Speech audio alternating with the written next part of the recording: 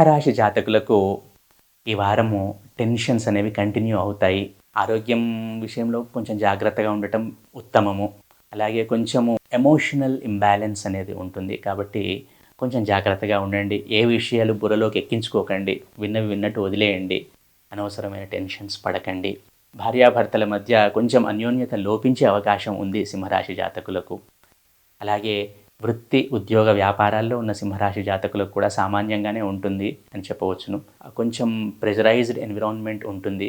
కొందరు హ్యాండిల్ చేసుకోగలుగుతారు, కొందరు చేసుకోలేరు. తమ తమ వ్యక్తిగత జాతకంలోని గ్రహ స్థితులను బట్టి కొందరు హ్యాండిల్ చేసుకుంటారు, కొందరు హ్యాండిల్ చేసుకోలేరు. కాకపోతే ఆ ఒత్తిడి అనేది ఉంటుంది. వ్యాపారంలో ఎక్కువ ప్రయోగాలు చేయకండి. అలా ఉన్నదాన్ని వెళ్ళనివ్వండి, అలా నడవనివ్వండి. అలాగే విద్యార్థుల్లో ఏకాగ్రత అనేది కొంచెం అవసరము. ఎంటర్టైన్మెంట్కి దూరంగా ఉండండి, బాధ్యతగా ఉండండి, కొత్త విషయాలను నేర్చుకోండి, అప్ స్కిల్ అవ్వండి.